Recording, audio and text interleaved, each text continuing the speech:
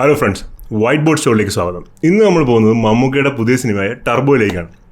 അപ്പോൾ ചിത്രം ഇപ്പോൾ വൻ കളക്ഷനോടുകൂടി തിയേറ്ററിൽ തകർത്തോടുകയാണ്. കഴിഞ്ഞ ആഴ്ചയാണ് സിനിമ എത്തിയത്, തിയേറ്ററിൽ വന്നത്.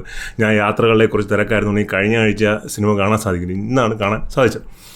അപ്പോൾ സിനിമയിലേക്ക് വരുവാണെന്നുണ്ടെങ്കിൽ വലിയ എക്സ്പെക്റ്റേഷനോടെയാണ് പടം തിയേറ്ററിൽ വന്നിരിക്കുന്നത്. മമ്മൂക്കയുടെ ഒരു complete out and out mass masala action, വൈശാഖിൻ്റെ ഡിറക്ഷൻ, മിഥുൻ മാനുവൽ തോമസിൻ്റെ റൈറ്റിങ്, അങ്ങനെ ഒരുപാട് ഫാക്ടേഴ്സോടുകൂടി വലിയൊരു സ്റ്റാർ കാസ്റ്റ്, അങ്ങനെ ഒരുപാട് ഫാക്ടേഴ്സോടുകൂടിയാണ് സിനിമ തിയേറ്ററിലേക്ക് വന്നിരിക്കുന്നത്, വലിയ എക്സ്പെക്റ്റേഷനോടുകൂടി.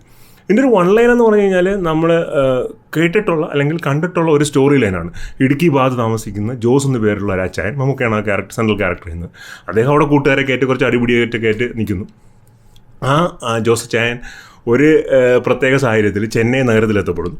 അപ്പോൾ ചെന്നൈ നഗരത്തിലെത്തപ്പെടുന്ന അദ്ദേഹം പിന്നീട് അവിടെയുള്ള ഗാങ്സ്റ്റേഴ്സുമായിട്ടൊക്കെ ഇൻ്റർടൈൻ ചെയ്യുന്ന സാഹചര്യങ്ങളുണ്ടാകുന്നു. പിന്നീട് അദ്ദേഹം ഗാങ്സ്റ്റേഴ്സിനെ എല്ലാം അടിച്ചൊതുക്കുന്നു. ഇതാണ് സിനിമയുടെ ഒരു വൺ ലൈൻ എന്ന് പറഞ്ഞാൽ. നമ്മൾ ഈ കഥ പല സിനിമകളിലും കേട്ടിട്ടുള്ള ഒരു കഥയാണ്. പക്ഷേ എന്തുകൊണ്ട് ടർബോ വ്യത്യസ്തമാകുന്നു എന്ന് പറഞ്ഞു കഴിഞ്ഞാൽ, ഒന്ന് വൈശാഖിൻ്റെ കൊമേഴ്ഷ്യൽ മേക്കിംഗ് ആണ്, അടിപൊളി മേക്കിംഗ് ആണ്. One of the best directors അല്ലെങ്കിൽ കൊമേഴ്ഷ്യൽ ഡയറക്ടേഴ്സ് ഇൻ മലയാളം സിനിമയാണ് കറൻലി വൈശാഖ്. അത് അദ്ദേഹം അരക്കിട്ട് ഉറപ്പിക്കുന്ന രീതിയിലുള്ള ഒരു ഡയറക്ഷൻ ടർബോയിൽ ഉണ്ട്. പല സീക്വൻസുകളിലും നമുക്കത് കാണാനായിട്ട് സാധിക്കും. പിന്നെ മമ്മൂക്കയുടെ പെർഫോമൻസ്, ഈ 70 years ഓഫ് ഏജിലും പുള്ളി ചെയ്യുന്ന ആക്ഷൻ, ഇതുവരെ ചെയ്യാത്ത തരത്തിലുള്ള സ്റ്റണ്ട് എഫേർട്സ്, അപ്പോൾ അത് മമ്മൂക്കയുടെ ഭാഗത്തു നിന്നുള്ള ഒരു ഹൈലി എനർജറ്റിക്, തറവിലി മോട്ടിവേറ്റഡ് ആയിട്ടുള്ള ഒരു പെർഫോമൻസ്, ഫുൾ എഫേർട്ടായിട്ടുള്ള പെർഫോമൻസ് ഈ സിനിമയിൽ നമുക്ക് കാണാൻ സാധിക്കും. ഈ രണ്ട് ഫാക്ടേഴ്സുമാണ് ഈ സിനിമയുടെ ഏറ്റവും വലിയ പ്ലസ് പോയിൻറ്റ്സ് എന്ന് പറഞ്ഞാൽ. പ്ലസ് അതിൻ്റെ സപ്പോർട്ടിംഗ് കാസ്റ്റ് വരുന്ന ബാക്കിയുള്ള ആക്ടേഴ്സിൻ്റെ പെർഫോമൻസ്. ഇപ്പോൾ രാജ്ബി ഷെട്ടിയാണ് വില്ലനായിട്ട് വരുന്നത്, അദ്ദേഹം കന്നഡ നടനാണ്. ഗംഭീരമായ പെർഫോമൻസാണ് പുള്ളിയുടേത്. ഫീമെയിൽ ലീഡിൽ വരുന്നത് അഞ്ജന ജയപ്രകാശാണ്. പിന്നെ ബിന്ദു പണിക്കരുണ്ട്. രണ്ടുപേരും അവരുടെ റോളുകൾ ഗംഭീരമായിട്ട് ചെയ്തിട്ടുണ്ട്. അങ്ങനെയുള്ള ഒരുപാട് സപ്പോർട്ടിംഗ് കാസ്റ്റ് ഉണ്ട്. അപ്പോൾ അവരുടെയൊക്കെ പെർഫോമൻസ്, മമ്മൂക്കയുടെ ലീഡിങ് പെർഫോമൻസ്, വൈശാഖിൻ്റെ ഡയറക്ഷൻ, ഇതെല്ലാം നമുക്ക് ടർബോ തിയേറ്ററിൽ കാണുമ്പോൾ ഒരു ഗംഭീരമായ സിനിമ അനുഭവം സമ്മാനിക്കുന്നുണ്ട്. ഞാനൊരു മമ്മൂക്ക ഫാനാണ്. നാട്ടിലുണ്ടായ സമയത്ത് എല്ലാ മമ്മൂക്ക സിനിമകളും തിയേറ്ററിൽ നമ്മൾ ആദ്യത്തെ ഷോ കാണുകയും പിന്നെ കൈയടിക്കുകയും ഫാൻസിനോടൊപ്പം കാണുമ്പോൾ ഒരു ഫീലിങ്ങും മോളും ഒക്കെ എൻജോയ് ചെയ്യുന്ന ആളാണ് ഞാൻ. പക്ഷേ ഇവിടെ ആ സിനിമ കൊണ്ടപ്പോൾ എനിക്ക് അങ്ങനെ നമ്മൾ ഇവിടുത്തെ തിയേറ്ററുകൾ അങ്ങനെ ഒരു സിറ്റുവേഷൻ ഉണ്ടാവാറില്ല. അപ്പോൾ അതുകൊണ്ട് എനിക്ക് അത് ഭയങ്കര മിസ്സിംഗ് ആയിട്ട് തോന്നി. എന്നിരുന്നാൽ കൂടിയും ആ ഗൂസ് ബമ്പിങ് മൊമെൻറ്റ്സ്, അല്ലെങ്കിൽ ആ ക്യാരക്ടറിൻ്റെ ഹീറോയുടെ അപ്പ് ആൻഡ് ഡൗൺസിൽ എല്ലാ അപ്പും വളരെ ഹൈ വോൾട്ടേജ് സീക്വൻസ് ആയിട്ട് ഓഡിയൻസിലേക്ക് എത്തിക്കാനായിട്ട് വൈശാഖിന് സാധിച്ചിട്ടുണ്ട്. മിഥുൻ മാനുവലിൻ്റെ റൈറ്റിങ് ഒരു ഓക്കെ റൈറ്റിംഗ് ആണ്. കാര്യം എന്ന് വെച്ചാൽ എന്താ പറയുക, നമ്മൾ കേട്ടിട്ടുള്ള അല്ലെങ്കിൽ ഒരു റെഗുലർ സ്റ്റോറിയിലാണ്. പിന്നെ ഒരു മാസ് മസാല മൂവി ആകുമ്പോൾ നമുക്ക് ഒരു ഭയങ്കര വ്യത്യസ്തമായ സ്റ്റോറിയൊന്നും അതിനകത്ത് ട്രൈ ചെയ്യാൻ പറ്റില്ല. ഒരു റെഗുലർ സ്റ്റോറി ലൈൻ മാത്രമേ നമുക്കതിനകത്ത് ട്രൈ ചെയ്യാൻ പറ്റുള്ളൂ. അത് പക്ഷേ വൈശാഖ് ഒരു ഗംഭീര കൊമേഴ്ഷ്യൽ സിനിമ അനുഭവമാക്കിയിട്ട് വൈശാഖ് മമ്മൂക്കയും കൂടെ മാറ്റിയിട്ടുണ്ട്. അതാണ് ടർബോയുടെ ഏറ്റവും വലിയ പ്ലസ് പോയിന്റ് എന്ന് പറഞ്ഞു കഴിഞ്ഞാൽ.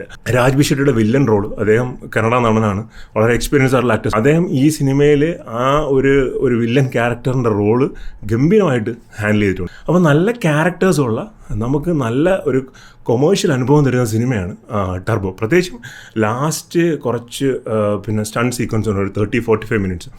അടിപൊളി സീക്വൻസാണ്. എനിക്ക് തോന്നുന്നില്ല ഇതിനു മുമ്പ് മലയാള സിനിമയിൽ ഇത്തരത്തിലൊരു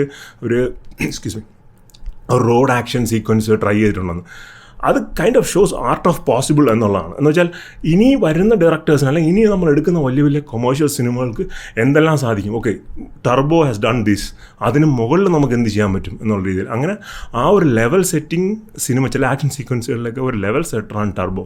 ഇതിൻ്റെ മുകളിലുള്ള സാധനങ്ങൾ ഇനി വരുന്ന സിനിമകളിൽ വരും. പക്ഷേ ആസ് എ മൂവി നമുക്ക് ഇതുവരെ ആ ലാസ്റ്റ് 30-45 മിനിറ്റ്സ് ഒക്കെ ഗംഭീരമായ ആക്ഷൻ സീക്വൻസുകൾ, ഓവറോൾ ഒരു പക്ക കൊമേഴ്ഷ്യൽ എൻ്റർടൈൻമെൻ്റ് ഒരു പമ്പ് ടർബോ മെയിൻറ്റെയിൻ ചെയ്യുന്നുണ്ട്. അത് തന്നെയാണ് സിനിമയുടെ ഏറ്റവും വലിയ സക്സസ് എന്ന് പറഞ്ഞാൽ.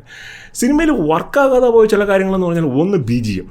സാധാരണ ഈ സിനിമകളിൽ ഏറ്റവും പ്ലസ്, ഇത്തരം സിനിമകളിൽ ഏറ്റവും ഹൈലൈറ്റ് ആയിട്ട് നിൽക്കേണ്ടത് അതിൻ്റെ BGM ആണ്. കാര്യം BGM ആണ് ഈ എലിവേഷൻ സീൻസ് എല്ലാം ഓഡിയൻസിലേക്ക് എത്തിക്കുന്നത്. ക്യാച്ചി BGM ആയിട്ട് എനിക്ക് തോന്നിയില്ല. ഒരു ഓക്കെ BGM എന്നുള്ള ഇതിലാണ്. നമുക്ക് ഈ ട്യൂൺ നമുക്ക് കേട്ട് കഴിഞ്ഞാൽ നമ്മുടെ മനസ്സിൽ നിൽക്കുന്ന രീതിയിലുള്ള ഒരു BGM ആയിട്ട് എനിക്ക് തോന്നിയില്ല. പിന്നെ ഞാൻ നേരത്തെ പറഞ്ഞ പോലെ സ്റ്റോറി ലൈൻ നമ്മൾ കേട്ടുള്ള സ്റ്റോറി ലൈൻ ഒന്നുമില്ല, എന്നാൽ കുറച്ചും കൂടെ ക്യാച്ചി ഡയലോഗൊക്കെ ആയിട്ട് ബെറ്റർ ആക്കാമായിരുന്നു എന്ന് എനിക്ക് തോന്നി.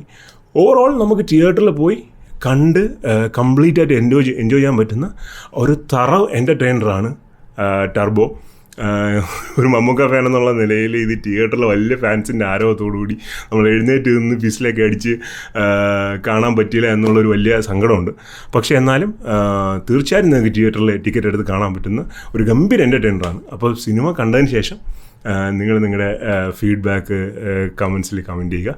വീഡിയോസ് ഇഷ്ടപ്പെടുന്നുണ്ടെങ്കിൽ ലൈക്ക് ചെയ്യുക, ഷെയർ ചെയ്യുക, സബ്സ്ക്രൈബ് ചെയ്യുക. അപ്പോൾ മറ്റൊരു വീഡിയോ ആയിരിക്കും. ബൈ.